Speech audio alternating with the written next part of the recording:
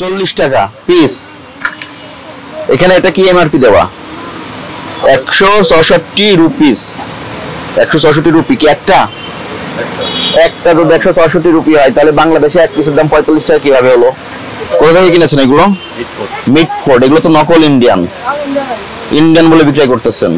আপনি বৈধ আমদানিকারকের কাছ থেকে নেবেন, আপনি এটা বলতেছেন ইন্ডিয়ান সাপোজিটর, নকল সাপোজিটর এগুলো।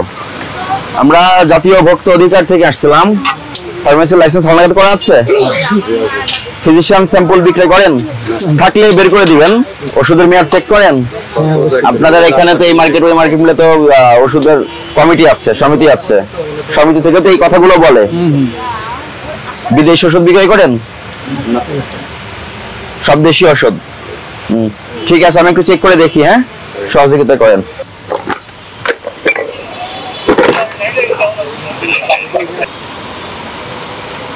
বাইরের ওষুধ নাই বললেন, জিজ্ঞাসা করলাম, বললেন বাইরে কোনো ওষুধ নাই। সাপোজিটর এগুলো তো বাইরের। কোথা থেকে কিনেছেন এগুলো? মিটফোর্ড। এগুলো তো নকল ইন্ডিয়ান বলে বিক্রয় করতেছেন।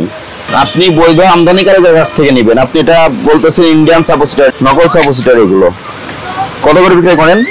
40 টাকা পিস। এখানে এটা কি এমআরপি দেওয়া 166 রুপিস।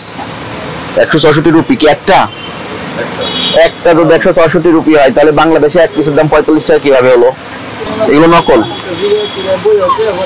এটা যদি ইন্ডিয়া থেকে আসতো, এটা যে ইন্ডিয়ান লেবেল গুলো ব্যবহার করেছেন, তাহলে একজন বৈধ আমদানিকারকের মাধ্যমে আসতো। মুম্বাই থেকে এসেছে।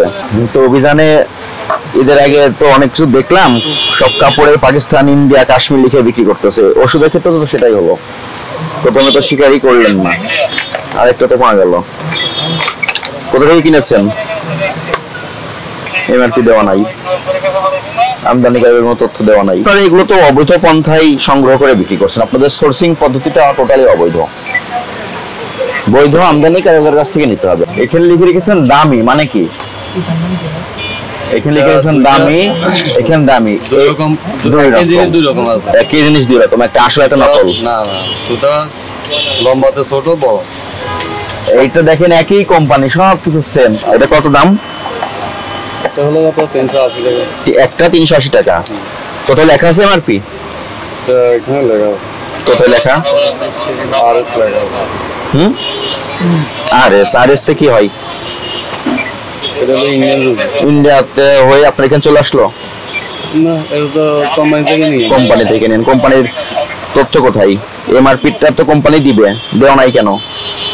মানে আমাদের মেসেজটা তো আপনি বুঝতে পেরেছেন যে ঔষধ, মেডিসিন বা আপনার স্বাস্থ্য রিলেটেড যে অ্যাকসেসরিজ গুলো ভক্তদের কাছে আপনারা বিক্রয় করবেন, যখন আপনারা রিটেল পর্যায়ে বিক্রি করবেন, এটা অবশ্যই নিশ্চিত করতে হবে বৈধ আমদানিকারকের স্টিকার ওখানে লাগানো আছে কিনা, এবং ওই আমদানিকারকই এমআরপি নির্ধারণ করে দিবেন।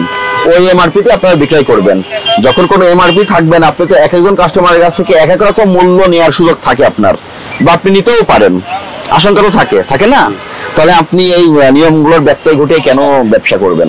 ইন্ডিয়ার জন্য ইন্ডিয়ান এমআরপি যখন বাংলাদেশে এসেছে, ক্রস বর্ডার প্রোডাক্ট, তখন তো অবশ্যই আমদানিকারকের স্টিকার থাকতে হবে।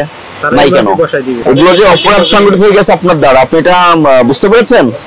স্বীকার করেন এই অপরাধের দোষ? বাইরের প্রোডাক্টে ইম্পোর্টার এমআরপি দেওয়া হয়, আমরা জানি।